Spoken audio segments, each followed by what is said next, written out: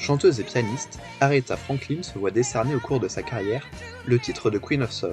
Elle naît le 25 mars 1942 à Memphis, Tennessee, dans une famille sensible à la musique. Son père, Ciel, est pasteur au sein de la paroisse locale, mais s'implique également dans la musique. Sa mère, Barbara, est chanteuse de gospel, tout comme les deux autres sœurs d'Aretha. Elle grandit cependant à Détroit, Michigan, ville où depuis les années 1910, la population africaine-américaine venant du sud augmente, attirée par les emplois industriels. Aretha Franklin y lance sa carrière d'artiste, 42 albums au cours de sa carrière, une artiste engagée. Son enfance se déroule dans un cadre ségrégué, et elle est directement touchée par la lutte pour les droits civiques, puisque son père est un militant actif. Elle décède le 16 août 2018, dans cette même ville de Détroit, des causes d'une tumeur. Aretha Franklin baigne dans la musique dès le plus jeune âge. Elle chante alors dans la paroisse de son père, la New Bethel Baptist Church de Détroit, mais également dans d'autres paroisses, dans l'ensemble du pays. Cela lui permet de sortir 2,78 tours en 1951 à l'âge de 9 ans, dans lesquels elle chante en compagnie de son père. Ses débuts dans la chanson lui valent d'être nommée soliste de la paroisse à l'âge de 11 ans en 1953, puis de sortir son premier disque à l'âge de 14 ans, Never Grow Old, publié en 1956. En 1960, elle déménage pour New York afin d'y prendre cours de chant et de danse, constatant que le gospel, musique religieuse, réduit son audience alors qu'elle souhaite élargir son répertoire. Elle est alors rapidement repérée. La même année, John Hammond, qui propulsa notamment Billie Holiday ou Count Basie, lui permet de signer chez Columbia, alors l'une des plus grandes maisons de disques, et de sortir son premier album, The Great Aretha Franklin. Elle sort 9 autres albums sur ce label, jusqu'en 1966. En 1966, elle décide alors de trouver une nouvelle maison de disques. Considérant que John Hammond l'empêche d'opter pour un style qui lui soit propre, Atlantic lui ouvre alors ses portes l'année suivante, en 1967, où sort I Never Loved a Man the Way I Love You, dans lesquels Aretha s'accompagne au piano.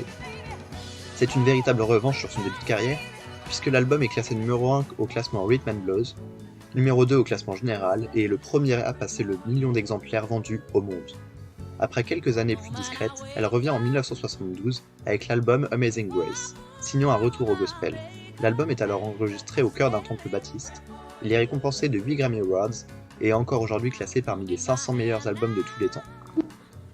Elle signe alors chez Arista en 1980, mais y connaît moins de succès. Elle est pourtant récompensée en 1987, en étant introduite au Rock and Roll Hall of Fame par Keith Richards pour ses 30 ans de carrière. C'est alors la première femme à l'être. 2 ans plus tard, en 1989, elle relance sa carrière en enregistrant l'album Through the Storm, composé essentiellement de duos avec Elton John, James Brown ou Whitney Houston. Un total de 18 Grammy Awards, son introduction au Rock and Roll Hall of Fame et 4 albums classés parmi les 500 meilleurs albums de l'histoire par le magazine Rolling Stone lui valent d'être élue meilleure chanteuse de rock en 2008 par ce même magazine. Ciel, le père d'Aretha Franklin, est un militant actif des droits civiques. En 1963, il est notamment à l'origine de la plus grande marche sur Détroit qui avait été faite jusqu'alors, dans ce cadre.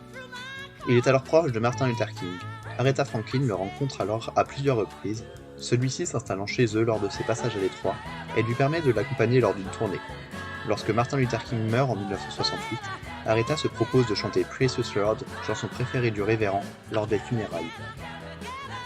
Son engagement est manifeste dès 1960. Dans son contrat pour Columbia, elle impose une clause stipulant qu'elle refuse de se produire devant un public ségrégué. Puis progressivement, sa musique illustre son militantisme. En 1967, elle reprend le titre Respect d'Otis Redding, auquel elle donne une forte revendication féministe. Malgré cela, la population africaine-américaine s'empare du titre la même année, en faisant un hymne lors des différentes marches et rassemblements. 3 ans plus tard, lors de l'affaire Angela Davis en 1970, Aretha Franklin se positionne publiquement sur le sujet en s'opposant à son arrestation et propose même de payer une caution pour sa libération. Son militantisme reste tout de même discret puisqu'Aretha ne l'évoque jamais publiquement. Elle finance ainsi un grand nombre de manifestations. L'engagement qu'elle montre au cours de sa carrière est récompensé en 2009.